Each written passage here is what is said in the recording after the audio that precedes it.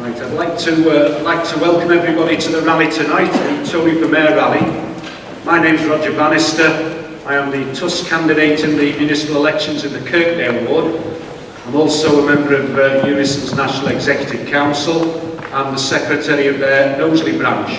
Although every time I say that, I do have to qualify it, because sadly Unison is still committed to a policy of giving millions of pounds to a party that then attacks our members' jobs, pay and conditions of service. So I'm speaking in that sense in a personal capacity. We have got a full line-up of speakers tonight that you'll hear shortly. Just before we do call in, I do call in the first speaker. There are a couple of points I'd like to make. It's firstly that this campaign has come a long way in a very short space of time. It was only a few weeks ago that Tony Mulhearn declared his intention to contest the mayor's election in Liverpool. But I think we've seen since then support from across the community, and that will be reflected in the speakers tonight, from trade unionists in struggle, community campaigners, and people seeking to defend local services against the cuts that are being passed on by Joe Anderson and his Labour Council.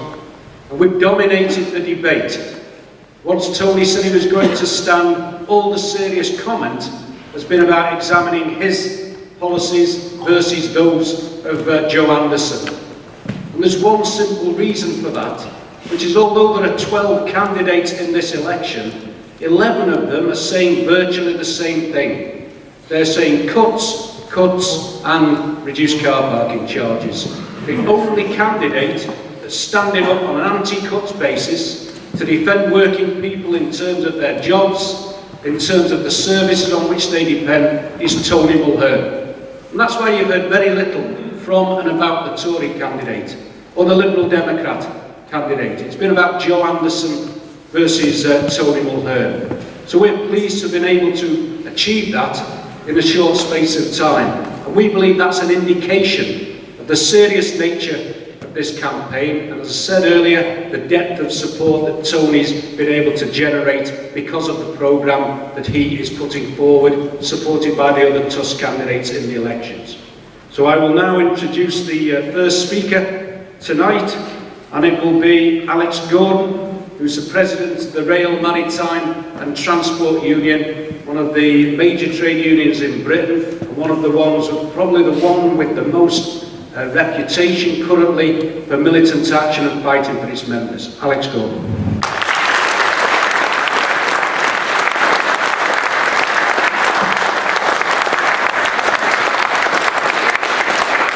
Thank you very much, Roger. Thank you for that warm welcome. And can I just say it's a real privilege to be stood on this platform next to this man, Tony Mulhearn.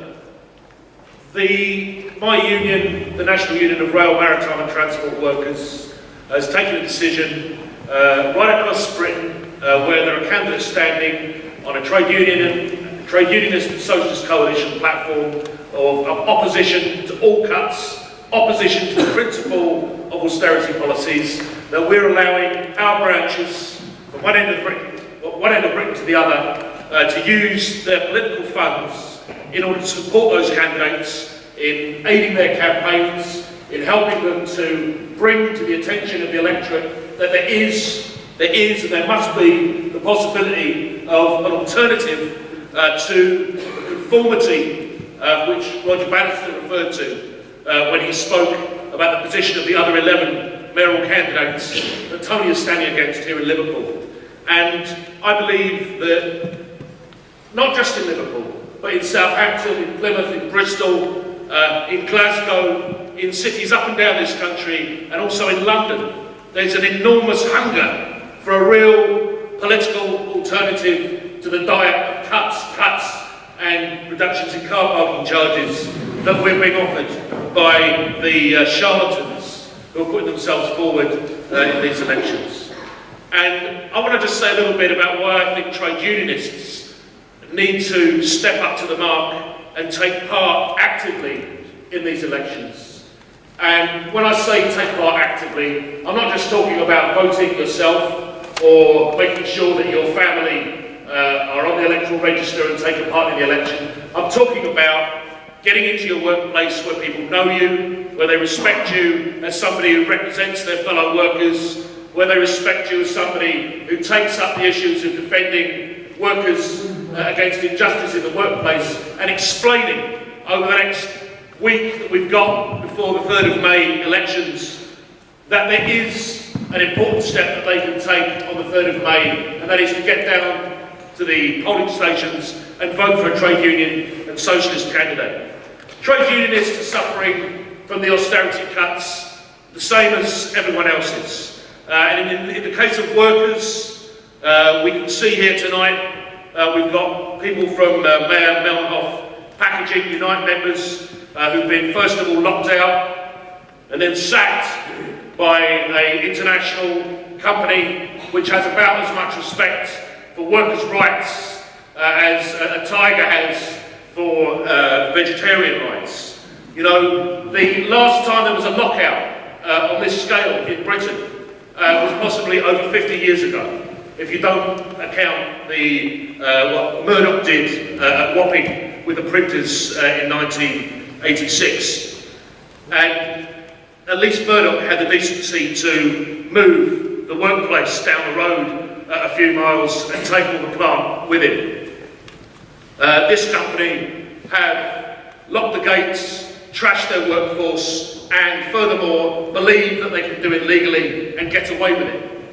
And it isn't happening now for the first time in 50 years by coincidence. It's happening now for the first time in 50 years here in Liverpool, one of the absolute bedrock foundation cities of the labour movement, because global corporations are more confident now in getting away with it than they ever have been. And part of their confidence is because of the diet of austerity that is dished out and recommended and supported by the leaders of all the main political parties. So that big corporations know they've got nothing to fear from any political party that's going to come after them should they come into government in the near future.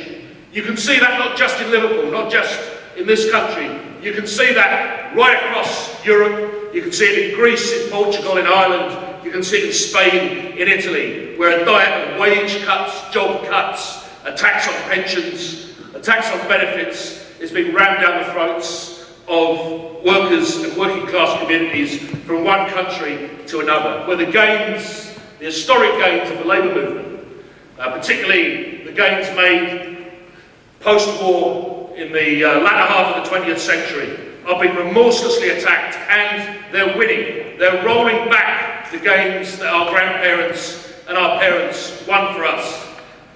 And we've got a responsibility, therefore, to stand up and say that we're going to stand up against this. We're not going to allow our children to be passed on a worse future than the one that we were passed on by our parents. And the austerity cuts which are being prescribed in country after country are there for one reason, and for one reason only, and that is to pay for the banker's crisis, to pay for the profligate gambling which went on for 25 years under turbo free market capitalism in the casinos of the City of London and New York and Frankfurt and financial centres around the world, where they gambled away billions and billions of pounds and then had to be bailed out by states which rely on taxpayers and pensioners and people like us to balance the books, and we're being asked to do that now.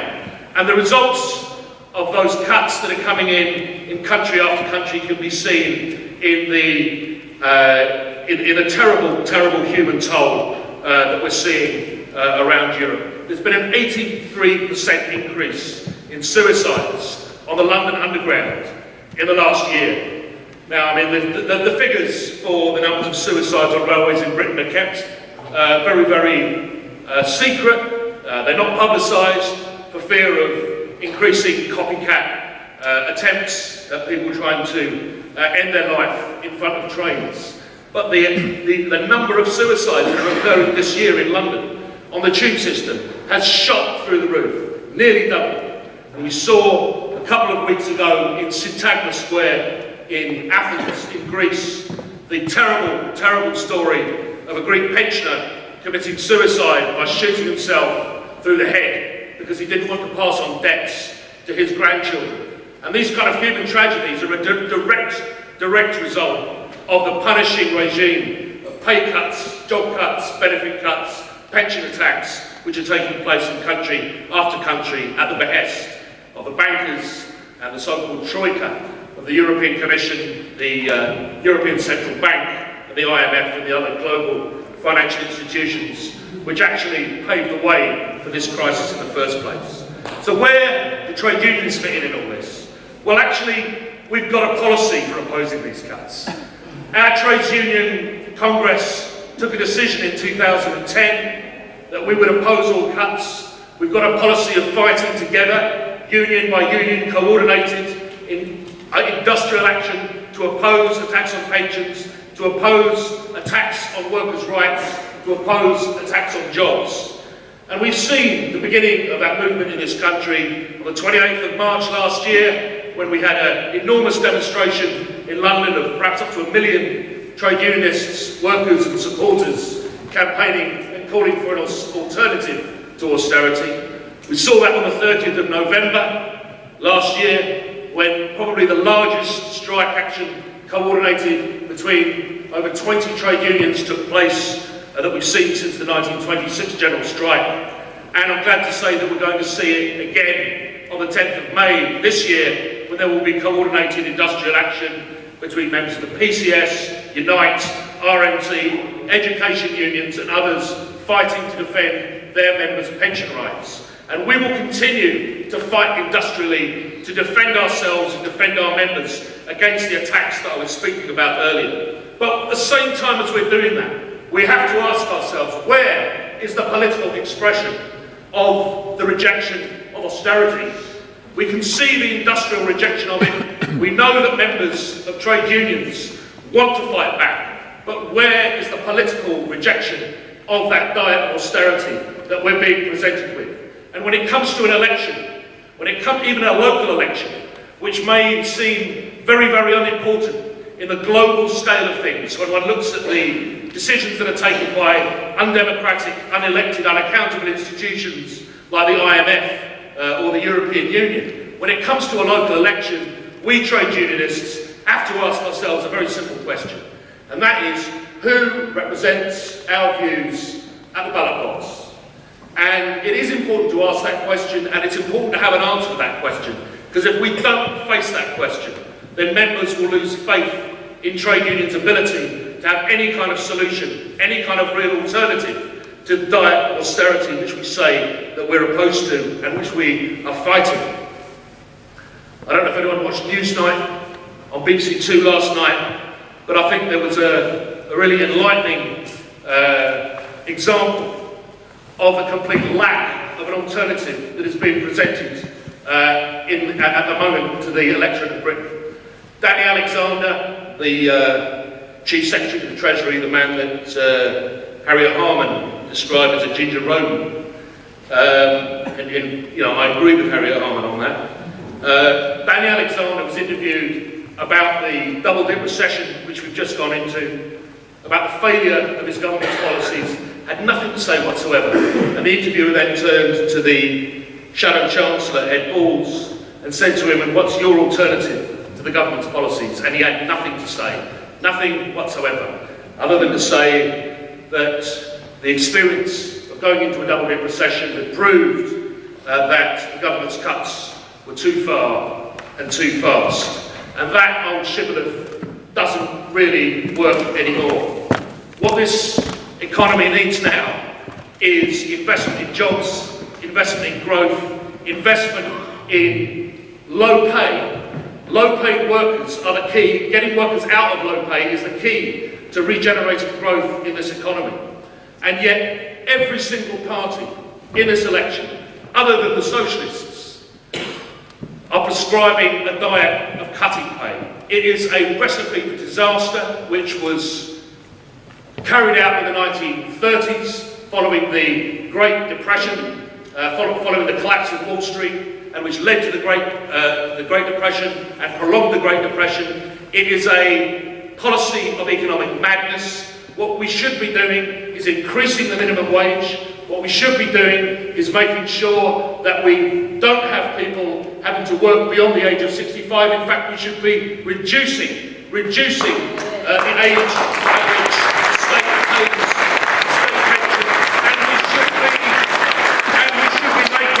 pays state pensions a living wage themselves, rather than the pittance which they are at the moment, which ensure that old, elderly people and pensioners are in their thousands die from hypothermia and from neglect in this country every winter. And so on the 3rd of May, next Thursday, we do have the possibility of saying to our workmates, there is an alternative.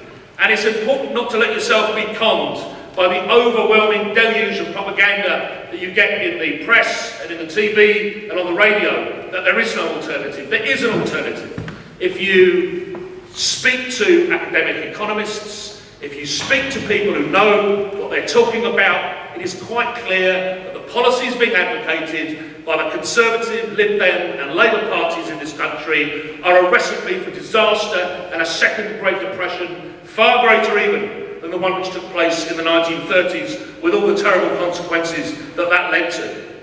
And if we don't register that, decent working class people are willing to stand up and be counted, then what will happen in this country is that the far right will gain from our failure to put forward an alternative.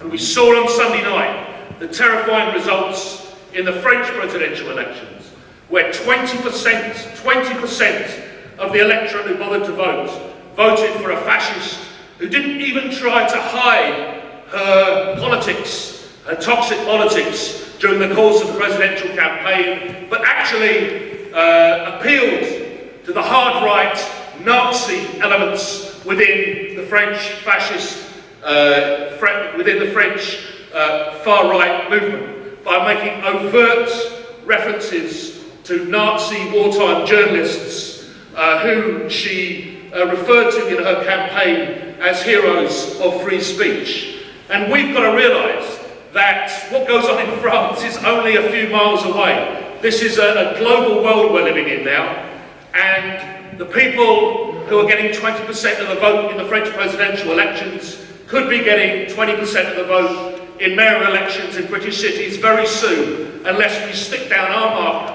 and make sure that we're proud to be advocating a socialist alternative, that trade unionists associate themselves with a socialist alternative, and we make it clear that we stand for the future for working people. We stand for offering a future for workers which is not about working, about being unemployed, then occasionally getting a national minimum wage job, and then dying in poverty as a pensioner in this country. If we don't advocate that, then others will come along with a far more frightening message, and we will regret the day that we didn't take this opportunity. So the reason that my union is getting behind the Trade Unionist and Socialist Coalition is because we believe the time is right, in fact it's essential, to offer working class people in Britain an alternative. We may not win a seat in London, we may not win a seat in Southampton. I bloody well hope we do win a seat in Liverpool, because Liverpool is the absolute keystone city as far as the working class movement and the socialist movement in this country are concerned. But by standing, by laying down a marker, we are making it clear there is an alternative, and trade unionists have a stake in building that alternative for the future. So I'll finish on this, Roger. I wish all of the trade unionists and socialist coalition candidates the best of luck next Thursday in Liverpool and in every city in Britain. I believe that Tony Mulhearn's candidacy has set this campaign in Liverpool alight and makes it different from almost every single other local election campaign going on around the country in Britain. The difference that you can make next Thursday and between now and next Thursday is by making sure that the ruling class understand, the bankers who gave us austerity understand, that we are standing in the wings and we have answers and we have an alternative which is a more persuasive alternative than the diet of conformity and austerity which we're dished out day after day in every newspaper, in every television station and on every radio station. Get out there, comrades. We've got 7 days to work hard, to speak to our workmates, to speak to our families and work in our communities and make sure that we get a great vote out there for Tony Mulhearn and for the Trade Union and Socialist Coalition candidates on the 3rd of May. I wish you all the best of luck and thanks very much for listening to me.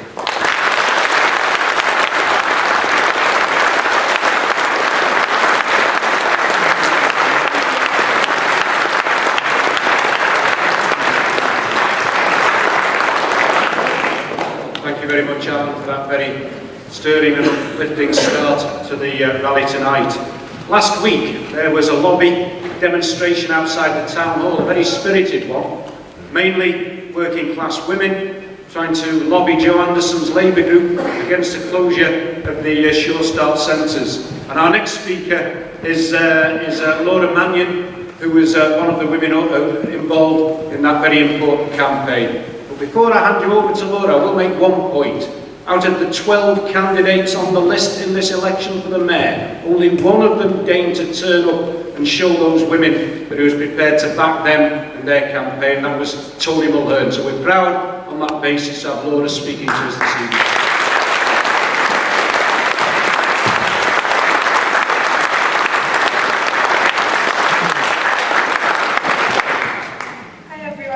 Thank you for inviting me to speak about our campaign this evening. I'm a parent of a child who attends Mayoral Children's Centre alongside other centres across Liverpool. And I speak to you tonight to tell you how we, the parents, object to the proposals in relation to our centres. We cannot accept a 53% cut to our services. This equates to £6.6 million. We know it will affect our services despite what the council say and the support that we receive from the centres. We're the second most deprived city in the country, but we're taking the biggest cuts out of any city. We insist that the council and Joe Anderson listen to us and stop these cuts now. So far, we've worked hard to have our collective voices heard across the 26 centres as the council tried to divide us by interviewing each centre individually. We have already collected in excess of 8,800 signatures on paper, with the petition pushing the number to 10,000 with the inclusion of online signatures. Last week, the parents who attended the Sure Start centres came together to demand that the Education Select Committee of Liverpool City Council heard our collective voices in our reaction to these cuts. The demonstration was organised by parents groups across the centres and was supported by Unite, Unison, Liverpool Against the Cuts and Tony Mulhearn. We also managed to secure media coverage from Liverpool Echo and North West Connect. Tony Mulhearn has backed the Children's Centre campaign, outlining his demands for cuts against children's centres to be stopped in his 6-point policy programme. The support that we received from Tony Mulhearn was invaluable and allowed the parents to run our own demonstration whilst having the experience on side to ensure that our fight is effective. A successful roadblock as the meeting was about to start meant that Joe Anderson now has to listen to us and take our concerns seriously. We believe that the children's centres should not be facing cuts that are more than double the national average to any other city's centres, as these centres provide support and education to families facing a wide spectrum of problems, be it day-to-day parenting, domestic abuse, postnatal depression, single-parent families, behavioural support, nutritional advice, breastfeeding support, or social interaction for parents and children at a time that can be really isolating. Liverpool City Council have not even taken into account disability when considering provision that they intend to provide across the city. Children's Centre staff are highly trained at quickly and adeptly identifying the needs of every family that walks through their doors. To lose these services will cause an array of problems which will affect multiple government and council agencies, including social services, NHS and education. When the committee was questioned on where the funding would come from, which would be required, especially in terms of social services, they had no answers for us. Liverpool parents believe that every child matters, and tonight, on behalf of every 0 to 5-year-old in this city, we ask for your support and guidance in ensuring that our children do not become the forgotten generation, as ultimately they are our future.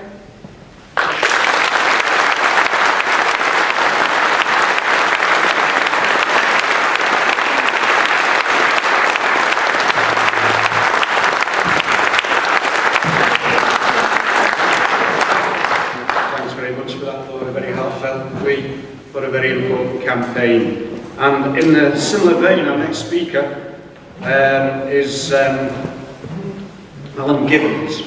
Alan is a local children's author.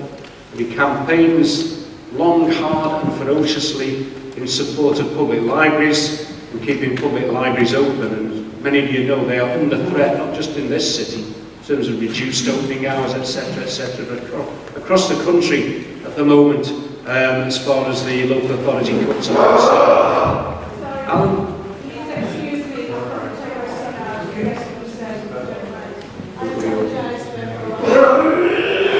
Don't worry, Owen. Alan was on board with the campaign from the start. A couple of weeks ago we launched the campaign in a well-attended meeting at the Liverpool Hotel down on James Street. Alan was, we were pleased to have Alan on the platform and he's agreed to speak to us again tonight. So I thank you, Alan Gibbons.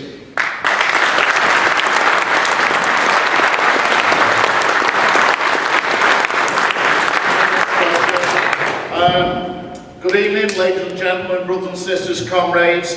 A few years ago, I launched a campaign for the book, and I hope you'll all go along and sign the petition to try and save a third of the library jobs in the city of Liverpool that a Labour council, let me repeat that, a Labour council is cutting in this city. I joined with the Liverpool Socialist Singers recently as part of the campaign, and we toured around Woolton Library, Great Ormond Street and Edge Hill. And tragically we couldn't get those libraries to stay open. We had a Labour council determined to carry through the cuts of an irresponsible and ruthless Tory administration in Britain. And let's say how important libraries is. Every time we have tried to defend libraries, every time we have tried to prevent cuts in book stock, cuts in literacy provision, cuts in librarians' jobs, and the closures of branch libraries, there has always been two things thrown at us. Number one, they've said, do you want to see Sure Start cut? Do you want to see social care cut? How cynical is this? They want us scrabbling, fighting each other, scratching our eyes out for a pittance from this government. We will not take that.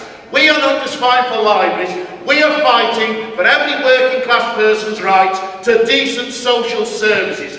We will not be divided. Big Bill Haywood, a trade union leader, 100 years ago, when people asked him how we fight, he said, when we go up against the boss class, hold up your hands, and if you hold your hand out to them, if you plead, if you beg, they will snap your fingers one by one. And the reply to that is every time they try to divide you, every time somebody is vulnerable, you unite together. And when you unite your fingers into a fist. And that is the only language that the employing class and their pet puppets, the Tories, understand. That is what tonight is all about. Tonight is about supporting the candidature of Tony Mulhearn in order to break the pro-austerity consensus of the three cheeks of the same arse, as has been said recently in the Bradford campaign of George Galloway, and to say there is an alternative. The libraries matter to us. Why? Because the path that many of us in this room have taken to good apprenticeships, to professional jobs, to be able to carve out some level of self-respect in our working lives, to make sure our children go to university. The one indispensable tool in that is the ability to read, the ability to access information. I met the Culture Minister, Ed Vaizey, recently, and I said a very simple thing to him. Libraries don't matter to you. The reason that you're willing to close 600 libraries is simple. You probably had a library in your house. You could probably stock it with your millions of pounds. For the wonderful talent of being born, that his parents had sex and delivered him to a posh household, David Cameron, do you know what he's given? For being born, £300,000. And they dare to say, we're all in it together. We're all in it together. David Cameron, a millionaire, whose wife owns Lincolnshire, I am not joking, owns Lincolnshire, says we're all in it together, right? Did you get £300,000 for being born? Did you? Did you? No, we didn't. We didn't get a silver spoon in our mouth. We got a plastic spoon in our mouth. It was as simple as that. Are we all in it together with Gideon George Osborne, the Baronet of Ballantaylor and Ballykinnitt? Do you know what gets my goat? My family came to Liverpool, to the northwest of England. Actually, I wish I could say it was Liverpool. It was Crewe. Do you know how bad it is to grow up in Crewe? It's the arsehole of the universe. That's why I married a Scouser. My family left County Wexford in Ireland, and guess who our boss was? Gideon George Osborne's granddad. He screwed us over there. I come over here, and the bastard is screwing me again. That's why I am supporting a socialist candidate. And when they say we're all in it together, let me give you a simple fact. Whenever they say we're all in it together, we should all tighten our belts. We should allow the libraries to be closed because Britain can't afford it anymore. Quote a company called Leica Mobile. Leica Mobile sells foreign mobile calls. It is the third biggest donor to the Conservative Party. It gave the Conservatives £176,180 donation in how long? 6 months. 6 months. In the period 2008 to 2010, 3 years, a company that has a turnover of a minimum of £47 million a year and a maximum of £88 million a year, how much tax do you think we paid? Not 1 penny. 1,000 taxpayers in the United Kingdom who earn £1 million each have paid a tax rate of 30%. The same as you and me, basically. Do I think that somebody who earns 30 times what I earn should pay the same tax as me? No, I do not.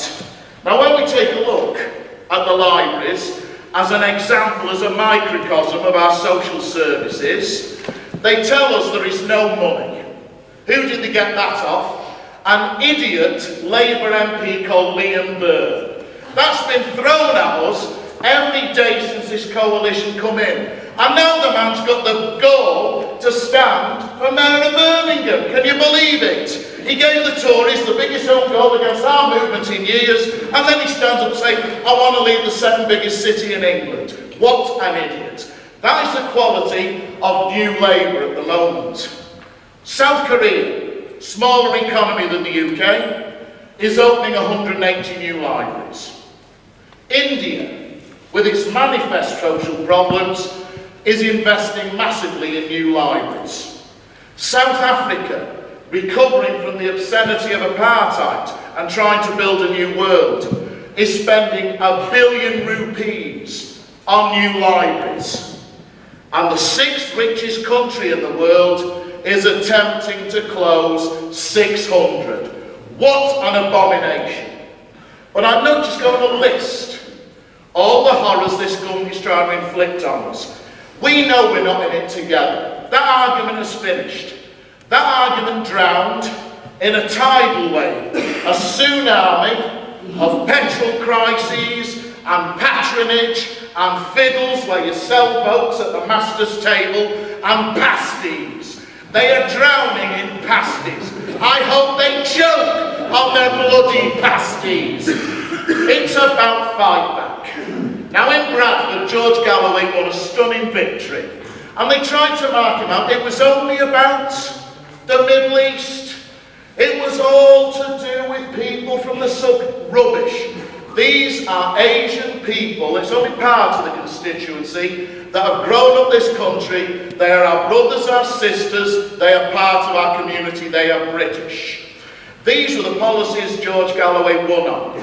Compare it to Tony's programme, it's extremely similar. Industrial policy should bring jobs back to Bradford. Do you agree with that? I agree with that. Get rid of tuition fees. Get the boys back from Afghanistan and finish that lunatic war. stop the breakup of the National Health Service, a new start for Bradford. George Galloway spoke to people about their needs and people rallied to that. Tony Mulhearn is standing with people fighting and supporting them, and that's why we have to back his candidature. And let me finish on this. I don't believe that this has been a fair campaign. I opened the Liverpool Echo a few weeks ago and it listed the candidates. And column after column, it gave an objective view of the candidates. Then I got to Tony Mulhearn, and here is what it said. Tony Mulhearn was the enforcer for the Derek Hatton Labour Council. Do you remember this, Tony? Well, all right, let's look at that enforcement. I got a council house thanks to that council. If Tony Mulhearn is going to be enforcer, defending services, helping ordinary working class people to survive this dreadful system, if he's going to stand with the oppressed and the hurting and the poor and the trade unionists and the people in struggle, I want that enforcer in the council chamber.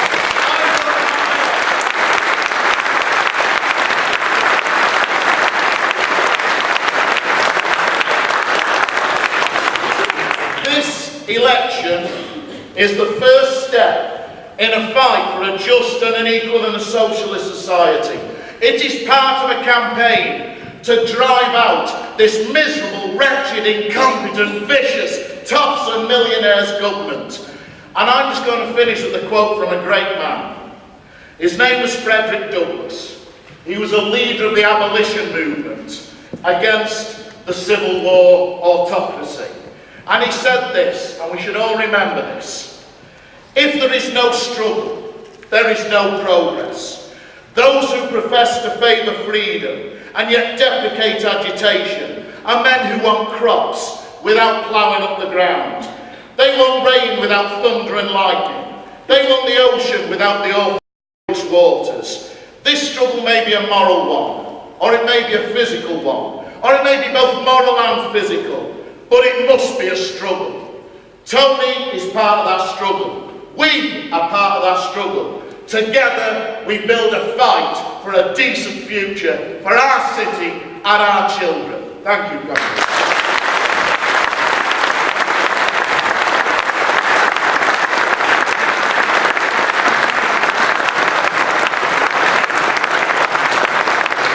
You're about to hear the last speaker. Save the best till last, I dare to say. Tony Mulhearn, Tusk candidate for the Mayoral.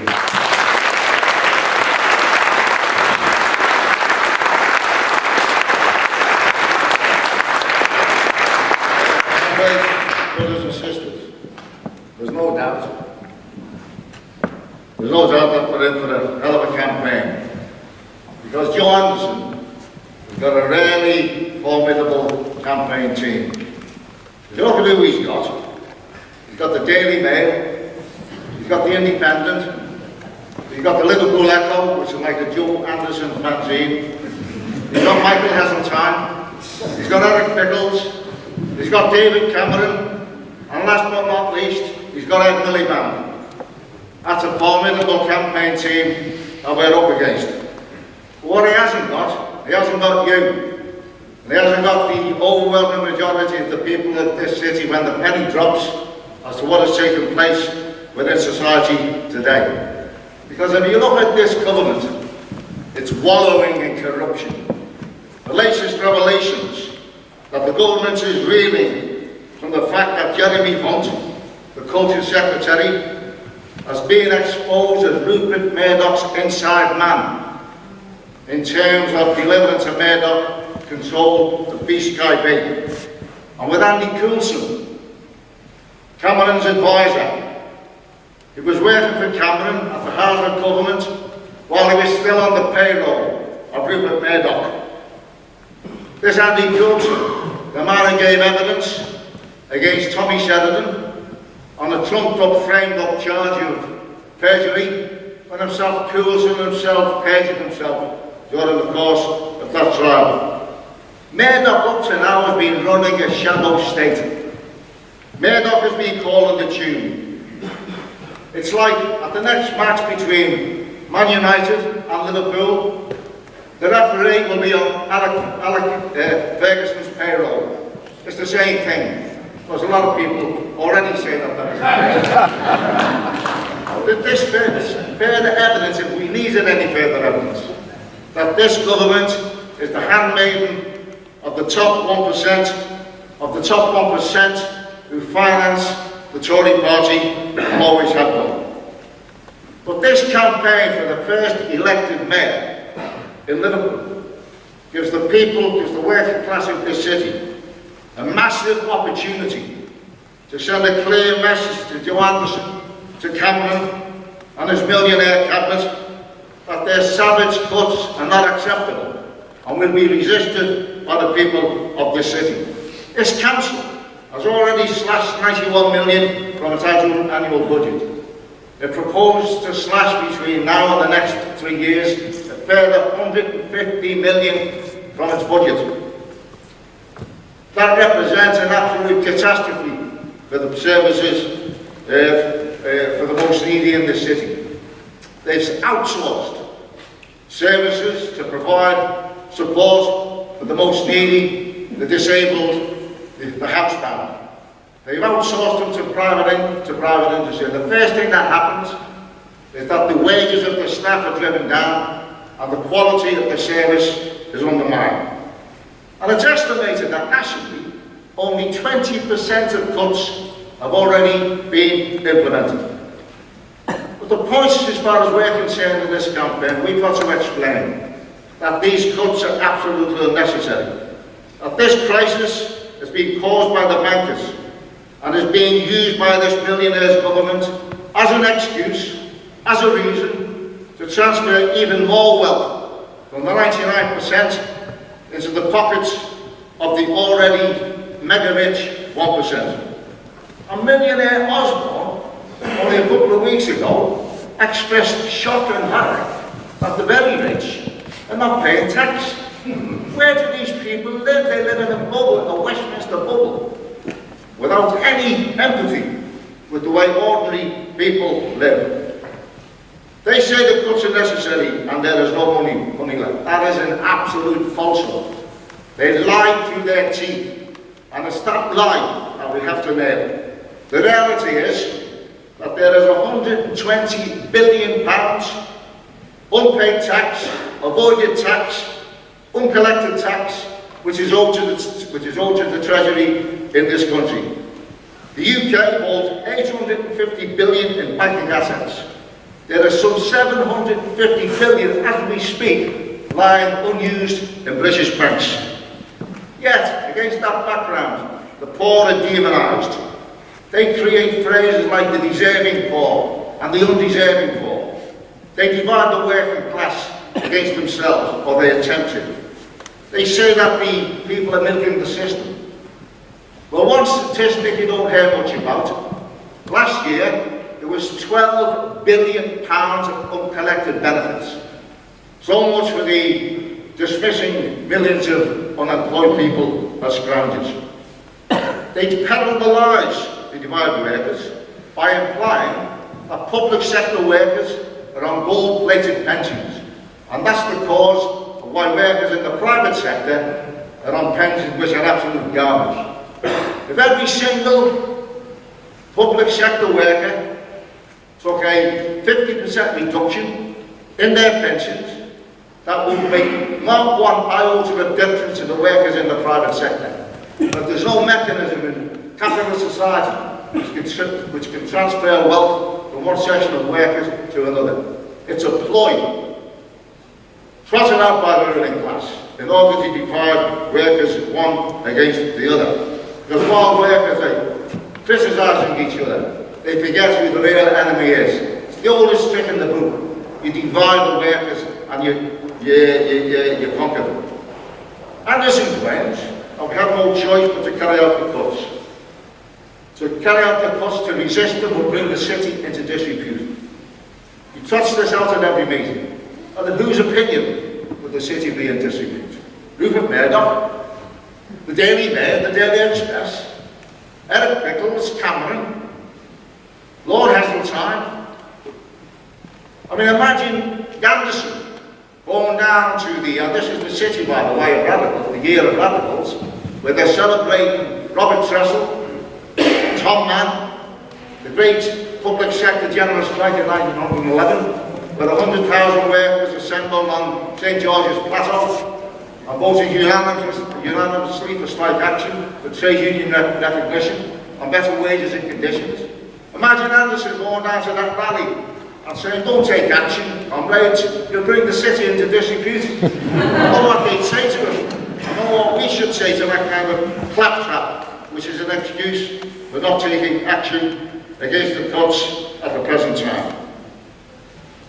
But the millionaire government believe that by sacking workers in the public sector, and they propose to sack 700,000 workers in the public sector, which includes the Liverpool City Council. They live in cloud cuckoo land. They argue you sack workers in the public sector, they'll find work in the private sector. Well, we just heard from Phil tonight. The private sector are closing plants down all over the country. There's been a double dip in the economy. There are no jobs being created to take up the slack from the workers who are sacked from the public sector. It's the economics of madness. If you look at Germany, in this country, they have imposed a wage freeze on all public sector workers. The trade unions in Germany, which have got a far greater manufacturing base than in this country, have just negotiated a wage increase of 6.3% for 7 million public sector workers in Germany. In this country, the freezing wages driving them down and sacking hundreds of thousands of workers. And on top of the wage freeze, the butcher of the NHS Landsley and his mate, Grayling, are proposing that if you live in a poor area, your wages should also be lower to correspond with the poorest workers in that area. These people are absolutely brutal in terms of how they wish to see this economic crisis resolved. And this imposition of wage freeze is taking place at a time when bankers continue to pay themselves millions in bonuses, and CEOs pay themselves on average this year a 50% wage increase in the current financial year. And these are the same people that are encouraging the government to carry out a programme of austerity against the working class in this country. And report after report confirms what we've known for years. The gap between the very rich and the rest of us has accelerated since the start of the current crisis. For instance, in 1980, the boss of Barclays Bank received 14.5 times the average wage of bank workers. The current boss of Barclays is on 175 times more, an increase of just under 1,200%, and during the same period, workers' wages have increased by 3 times. RBS has crashed, for instance, in 2008, it shook the global economy. The British taxpayer had to step in with £45 billion to bail out that bank. Since then, the management of that bank have sold off the best bits, have sacked around 20,000 people, and refused to boost lending to embattle small businesses. The share price has plummeted, and the British taxpayers are currently £23 billion out of profit. And now, RBS, arrogant executives, still want to award themselves performance bonuses. It's incredible, but the chief executive wants a repeat of the £6.8 million he took home in 2011, and the head of the investment banking division wants to cash in share options for over £5 million. And now the condemned want to flog up the best bits of that bank to a Saudi company at a huge loss. And this obscenity, these obscene practices, require a radical challenge, and not tears at bedtime. And Anderson dismisses any challenge from the anti-cuts movement by saying that he got 63% of the vote in the last election. And of course that's true. But that was 63% of the people who turned out who were saying to Anderson, we want you, as a Labour Council, to protect us from the attacks of the condemned government.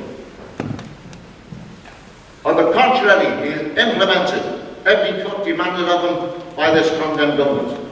And it's the same at national level, with the three main parties accepting the need for cuts. Mulhearn has been spelt out many times on his platform, has already indicated he refused to support the action of the great strikes and demos last year. He declares if he was elected tomorrow, he would carry out the cuts.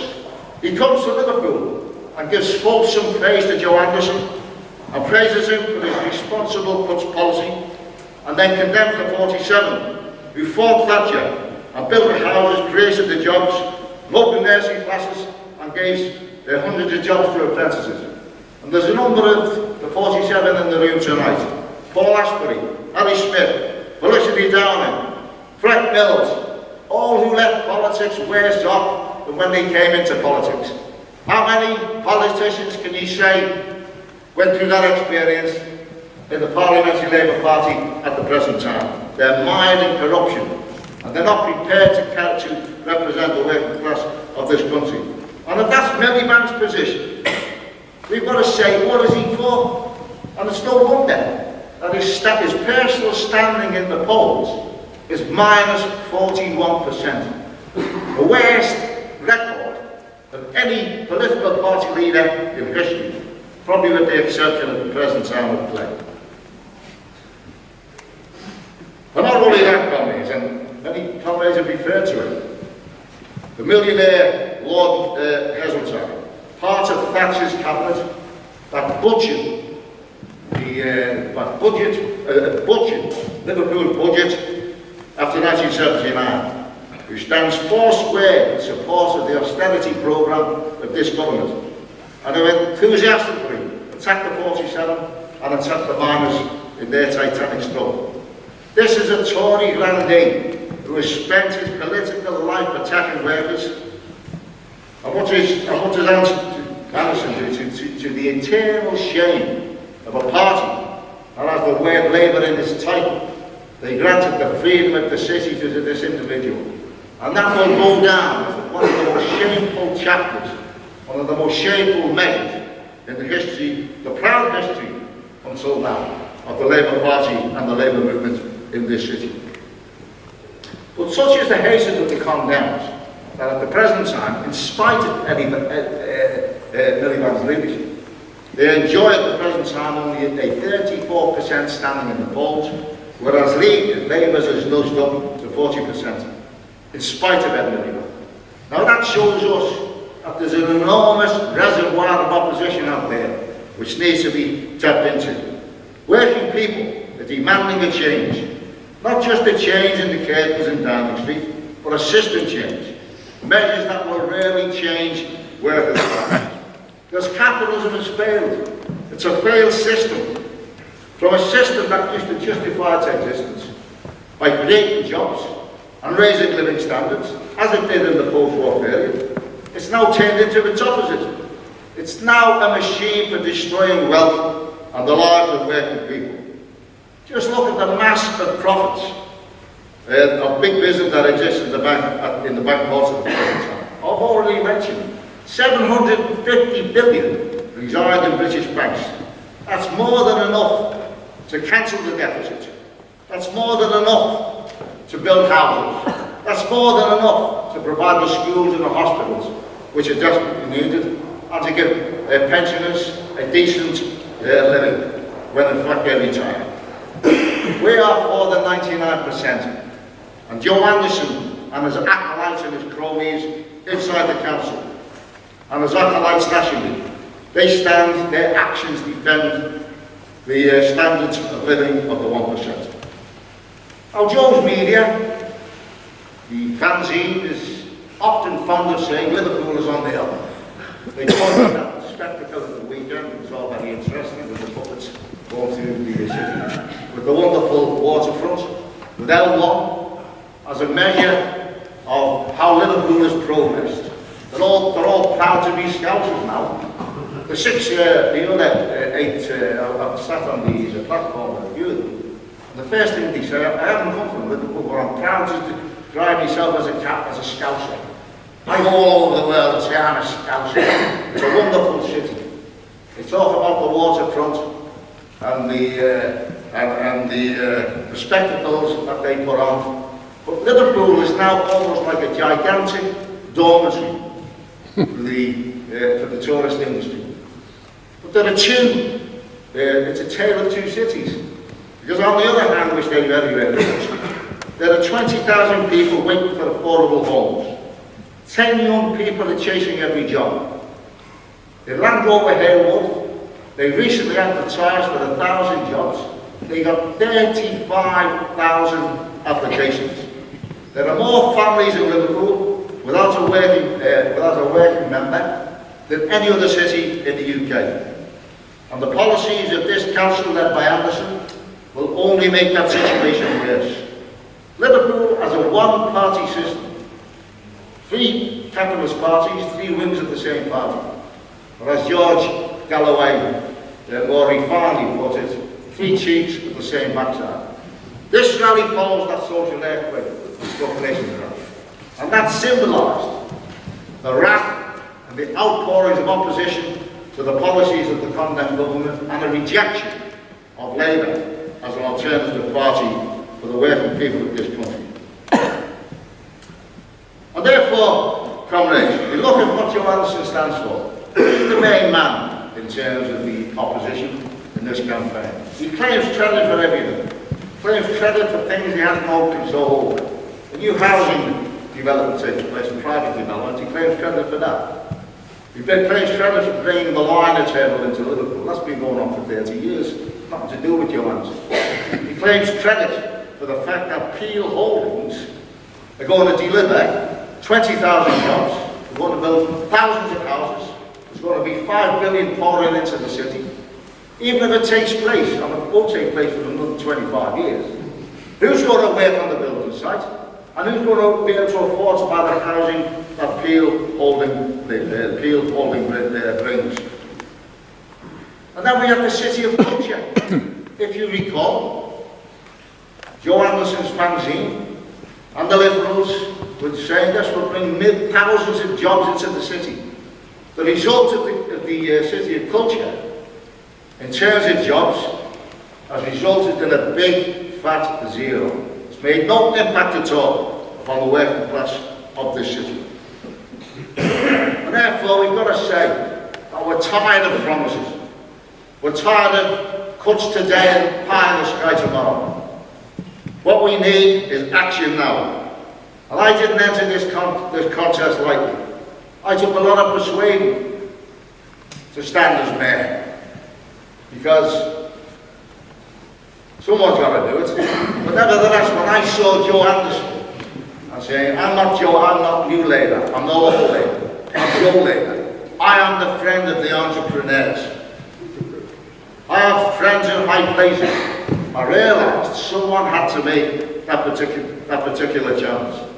Because how could we look at our children and our grandchildren in the face if we didn't make a challenge to the obscenity which is going on in the city and up and down the country? If we didn't make a challenge to stop this capitalist juggernaut which seeks to destroy everything which was being built up by previous generations.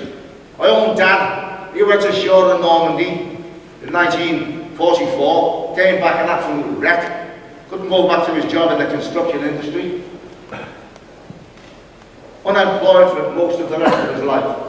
But that generation, they built the NHS, they built the social services, they created a caring society which would protect the poor, which would protect the needy. All that is now being destroyed by the condemned government with the collaboration of people like Anderson and people like the other fella at national level. This has to be challenged. This has to stop. And remember this, my programme is the only one which is based upon a clear programme of the TUC. And we've got to ask these trade union leaders who support New Labour, who is your loyalty to? Is your loyalty to the TUC, which calls for a policy of total opposition to cuts and total opposition to attacks on your members? Or is your loyalty to New Labour, which is carrying out and supporting the cuts? I don't understand We've got to let them be, you know, we've got a fellow like Lenny, who's a personal friend of mine, I've known him for many years. I can't understand why he's not loyal to the TUC, but prefers to be loyal to the right wing of the Labour Party. And I think members of unions have to raise that inside the trade union. Why should our hard-earned subscriptions go to fund a party which day after day attacks the very members who they were brought into existence to defend? But the next week of campaigning gives us the opportunity of raising the whole profile of the anti-cuts movement, and more importantly, to convince our people that contrary to the message which is churned out day after day by the Tory capitalist media, reinforced by Anderson and Miliband, that there is no alternative to cuts. What we say, there is an alternative to cuts. You can collect the taxes avoided by the rich, use the cash lying in the banks to fund the crash housing programme and job creation. And if the banks won't cooperate, we demand that they be nationalised and placed under the control of the British working class.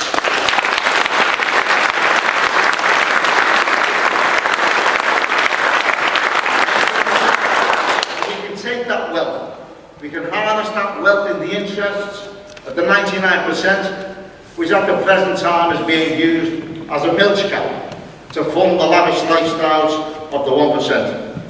And as the working class, and this is important, is effectively in this country disenfranchised, we must continue to campaign to build an alternative party to New Labour, and once again empower the working class with genuine political representation. And that is the clear message we must send out in this final week of the campaign. We've got to make it, raise the whole profile of my name, of Tusk, that when the punters, when the voters go into the polling station and they see that polling form, there's no doubt Joe Anderson's name will be there. He is the most well known. We've got to make sure that another name is etched into the consciousness of the working class of this city. And that is the name of the anti-cuts candidate. And on the basis of a clear anti-cuts policy, we can maximise our vote. We can send a clear message to Anderson, to Cameron, to Heseltine and Miliband, and the rest of those in favour of cuts, that Tusk and the anti-cuts campaign is a force to be reckoned with. My name is in the forefront when people go into that polling station. We want to make it absolutely clear. We'll send that clear message, and we will tell them we will not rest until the cuts are abandoned and this government is driven out of office.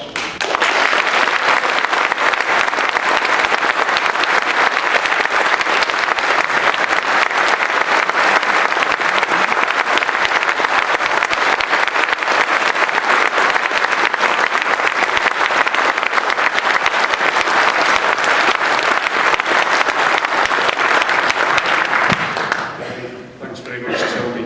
Thank you for the response to Tony's remarks as well. Just a couple of closing announcements. There's been a lot of references to the fact